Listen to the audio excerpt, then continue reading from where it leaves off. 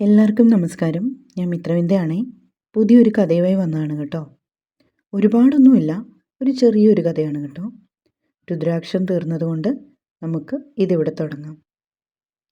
മയിൽപ്പീലിക്കാവ്. തുളസിക്കതിർ പോലൊരു പെൺകുട്ടിയും ഒരു കട്ടക്കലിപ്പൻ നായകനും. ഓ, എൻ്റെ നടു ഒടിഞ്ഞു. എത്ര നേരമായി എൻ്റെ കൃഷ്ണ ഈ യാത്ര തുടങ്ങിയിട്ട്. ആകെ മടുത്തുല്ലോ. മീനാക്ഷി വാച്ചിലേക്ക് മിഴികളൊന്നി. അച്ഛൻ നല്ല ഉറക്കത്തിലാണ്. പാവം ആകെ വലഞ്ഞിരിക്കുന്നു. പ്രായം മുൻപോട്ടല്ലേ. പാലക്കാട്ട് എത്താൻ ഇനി എത്ര സമയം എടുക്കുമാവോ? അവൾ പുറത്തേക്ക് കണ്ണുനട്ടിരുന്നു. കണ്ണെത്താ ദൂരത്തോളം വയലുകളാണ്. ഇടയ്ക്കൊക്കെ തെങ്ങും കവുങ്ങും മാവും ഒക്കെ കാണാം. ഒരു ഗ്രാമാന്തരീക്ഷമാണ് ഇവിടെയും. രാഘവ വാര്യരുടെയും വിലാസിനിയുടെയും മകളായ മീനാക്ഷി കുറച്ചൊന്നുമല്ല ബാങ്ക് ടെസ്റ്റ് എഴുതിയത്. നന്നായി കഷ്ടപ്പെട്ട് പഠിച്ചു തന്നെയാണ് അവൾ എക്സാം എഴുതിയത്. ആറ്റുനൂറ്റൊരു ജോലി കിട്ടിയത് പാലക്കാട്ടും. തൊടുപുഴയിൽ നിന്ന് ഇത്ര ദൂരം പോയി ജോലി ചെയ്യാൻ സാധിക്കുമെന്ന് പലവട്ടം എല്ലാവരും ചോദിച്ചു. അതെന്തായാലും നടക്കില്ലെന്ന് അവൾക്കറിയായിരുന്നു. ഒറ്റ മോളായതുകൊണ്ട് വീട്ടുകാർ യാതൊരു കാരണവശാലും സമ്മതിച്ചു തരില്ല. മീനാക്ഷിക്ക് അതുകൊണ്ട് ഈ ജോലിയിലൊന്നും യാതൊരു പ്രതീക്ഷയും ഇല്ലായിരുന്നു എന്നതാണ് സത്യം. അപ്പോഴാണ് അച്ഛൻ്റെ വകയിലൊരു പെങ്ങളായ രുക്മിണി ആൻറ്റി പാലക്കാട്ടുള്ള കാര്യം മുത്തശ്ശി പറയുന്നത്. മീനാക്ഷിയെ അവിടെ നിർത്തി ജോലിക്ക് അയക്കാമെന്ന് പറഞ്ഞപ്പോൾ അമ്മ വിലക്കി. വേണ്ട വേണ്ട, ഇന്നത്തെ കാലാണ് മോളെ. ജോലി പോയാൽ പോയി, അത്രേ ഉള്ളൂ. പക്ഷേ നിനക്കെന്തെങ്കിലും സംഭവിച്ചാലോ? അമ്മ ഭയത്തോടെ ചങ്കിൽ കൈവച്ചുകൊണ്ട് മകളെ നോക്കി. അമ്മ പറയുന്നതിലും കാര്യമുണ്ട് മോളെ. ഇപ്പോഴാണെങ്കിൽ ഈ നാട് എങ്ങോട്ട് പോകുമെന്ന് ആർക്കറിയാം. ജോലിയും വേണ്ട കൂലിയും വേണ്ട. അച്ഛൻ കൂടി അമ്മയ്ക്ക് പിന്തുണ പ്രഖ്യാപിച്ചപ്പോൾ മീനു ഉറപ്പിച്ചു ഈ ജോലി പോയെന്ന്. കാവിലമ്മേ, എന്തെങ്കിലും വഴി നീ കാണിച്ചു തരണേ, അവൾ പ്രാർത്ഥിച്ചു. അന്ന് വൈകുന്നേരം അമ്പലത്തിൽ പോയിട്ട് വന്ന അച്ഛൻ അമ്മ ഉറക്കെ വിളിക്കുന്ന കേട്ട് മീനു ഇറങ്ങിച്ചെന്നു. ഇന്ന് ഞാൻ നമ്മുടെ സോമനെ കണ്ടു. നിനക്കറിയില്ലേടി, രുക്മിണിയുടെ ഇളയ അനുജൻ? അച്ഛൻ അമ്മയെ നോക്കി ചോദിച്ചു. അമ്മ ഓന്ന് തലകുലുക്കി. നമ്മുടെ രുക്മിണിയില്ലേ, അവൾ തനിച്ചാ താമസം. ഒരു മോനുള്ളത് ബാംഗ്ലൂരാണ്. മോള് വിവാഹം കഴിഞ്ഞ് ഡൽഹിയിലാണ്. ഇന്ന് സോമനെ കണ്ടപ്പോൾ അവനെല്ലാം വിശദമായി പറഞ്ഞു. അവരുടെ ഭർത്താവ് മരിച്ചുപോയ വിവരം മീനാക്ഷിക്ക് നേരത്തെ അറിയായിരുന്നു. അന്ന് വൈകിട്ട് എല്ലാവരും കൂടി വീണ്ടും ചർച്ച ചെയ്തു. അങ്ങനെ ഒടുവിൽ മീനാക്ഷി ജോലിക്ക് പോകാൻ തീരുമാനമായി. പിന്നെ എല്ലാം പെട്ടെന്നുള്ള ഏർപ്പാടായിരുന്നു. രുക്മിണി ആൻറ്റി അച്ഛനെ വിളിച്ചു. തന്നോടും അമ്മയോടും ഒക്കെ സംസാരിച്ചു. അങ്ങനെ യാത്ര ഇവിടെ വരെ എത്തി. മോൾക്ക് എന്തെങ്കിലും പ്രശ്നമുണ്ടായാൽ മോൾ അവിടെ ഒരു ഹോസ്റ്റലിലേക്ക് മാറുക. വീട്ടിൽ നിന്ന് ഇറങ്ങുന്ന നേരം അമ്മ അവളുടെ കയ്യിൽ മുറുക്കെ പിടിച്ചു. ആദ്യമായിട്ട് വീട് വിട്ട് പോകുന്നതാണ്. ആ വിഷമമാണ് അവൾക്ക് മനസ്സ് നിറയെ. എന്നാലും താൻ ആഗ്രഹിച്ച പോലെ ഒരു ജോലി തനിക്ക് കിട്ടിയല്ലോ. അതോർക്കുമ്പോൾ അവൾക്കല്പം സമാധാനവും ഉണ്ടായിരുന്നു. പാലക്കാട്. കണ്ടക്ടർ ഉറക്കെ വിളിച്ചു പറഞ്ഞു. മീനാക്ഷി ഓർമ്മകളിൽ നിന്ന് എഴുന്നേറ്റു. മീനാക്ഷി അച്ഛനും കൂടി ബാഗുകളെല്ലാമായിട്ട് ഇറങ്ങി വന്നു. രുക്മിണി ആൻറ്റിയെ കണ്ടുപിടിക്കാൻ അച്ഛനധികം സമയം വേണ്ടി വന്നില്ല. മീനാക്ഷി അവരെ നോക്കി.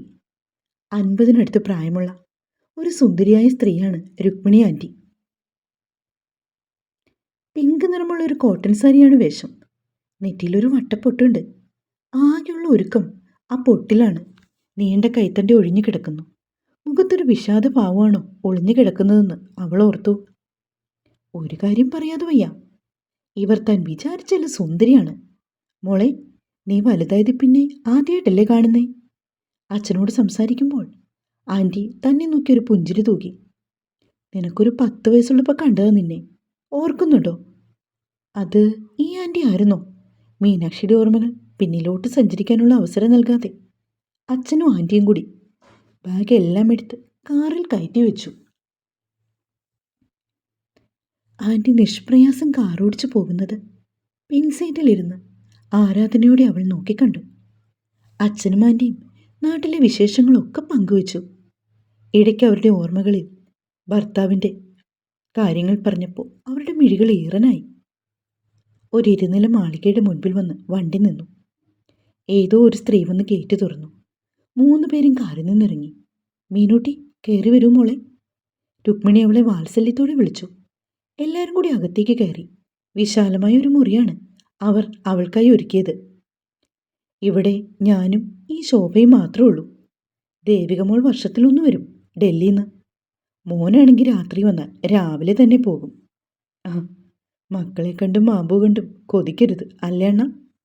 രുക്മിണി ആൻറ്റി അച്ഛനോട് പറഞ്ഞു. അന്ന് രാത്രിയിൽ അത്താഴമൊക്കെ കഴിച്ചിട്ട് എല്ലാവരും ഉറങ്ങാൻ കിടന്നു. വീട് വിട്ട് മാറിയതുകൊണ്ട് മീനാക്ഷിക്ക് ഉറക്കം വന്നില്ല. അവൾ ജനലിൽ കൂടി വെളിയിലേക്ക് നോക്കി. നല്ല കാറ്റുണ്ട്. പാലക്കാടൻ കാറ്റ് അങ്ങനെ വീശിയടിക്കുന്നു. പാടശേഖരങ്ങളാണ് ഇവിടെ അധികവും. തൊടുപുഴക്കാരിയായി തനിക്ക് ഈ കൊയ്ത്തും പാടമൊക്കെ വലിയ പിടുത്തമില്ല.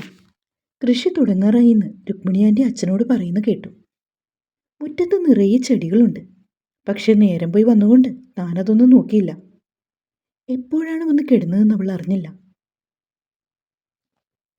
കാലത്ത് എഴുന്നേറ്റ് കുളി കഴിഞ്ഞവൾ അടുക്കളയിൽ ചെന്നപ്പോൾ രുക്മിണി ആൻറ്റി എന്തൊക്കെയോ പാചകത്തിലാണ്. അവരും കുളി കഴിഞ്ഞിരിക്കുന്നു. ആ, എൻ്റെ മോള് കാലത്തെ കുളിച്ചോ? ഞാനും അങ്ങനെ തന്നെ കേട്ടോ. നാട്ടിൽ നിന്നുള്ള ശീലാണേ. രുക്മിണി ചട്ടവും കൊണ്ട് ഒരു ദോശ മറിച്ചിടുന്നതിനിടയിൽ പറഞ്ഞു. മീനാക്ഷി മെല്ലെ ഒന്ന് ചിരിച്ചതേ ഉള്ളൂ. കുഞ്ഞിലെ മോളൊരു വായാടിക്കുട്ടിയായിരുന്നു. കാവിലെ പൂരത്തിന് വരുമ്പോൾ എന്നെ കണ്ടത് ഓർമ്മയുണ്ടോ? അവർ ചോദിച്ചു. ചെറിയ ഓർമ്മയുണ്ട്, അവൾ പറഞ്ഞൊപ്പിച്ചു. കാപ്പി കുടിച്ചു കഴിഞ്ഞപ്പോൾ അവർ 3 പേരും കൂടി മീനാക്ഷിയുടെ ജോലി സ്ഥലത്തേക്ക് പുറപ്പെട്ടു.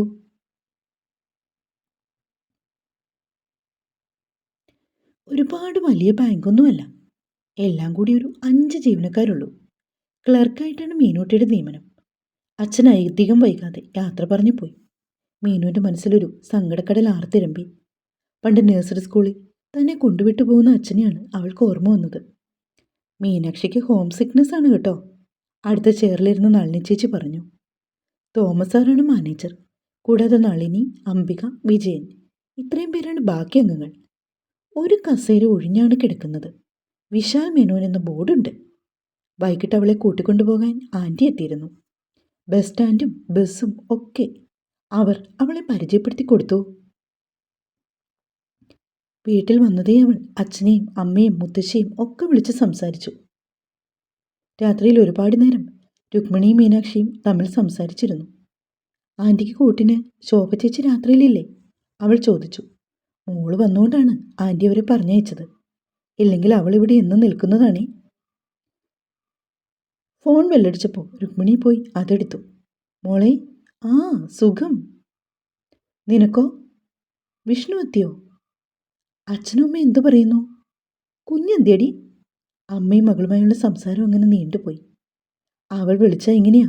കുറഞ്ഞത് 1/2 മണിക്കൂറെങ്കിലും എടുക്കും വയ്ക്കാൻ. രുക്മിണി ചിരിച്ചുകൊണ്ട് മീനാക്ഷിയുടെ അടുത്തേക്ക് വന്നു. കുറച്ച് സമയം കൂടി സംസാരിച്ചിരുന്നിട്ട് അവർ കിടക്കാനായി പോയി. രാവിലെ പതിവ് പോലെ മീനാക്ഷി കുളിയൊക്കെ കഴിഞ്ഞ് ജോലിക്ക് പോകാൻ റെഡിയായി വന്നു.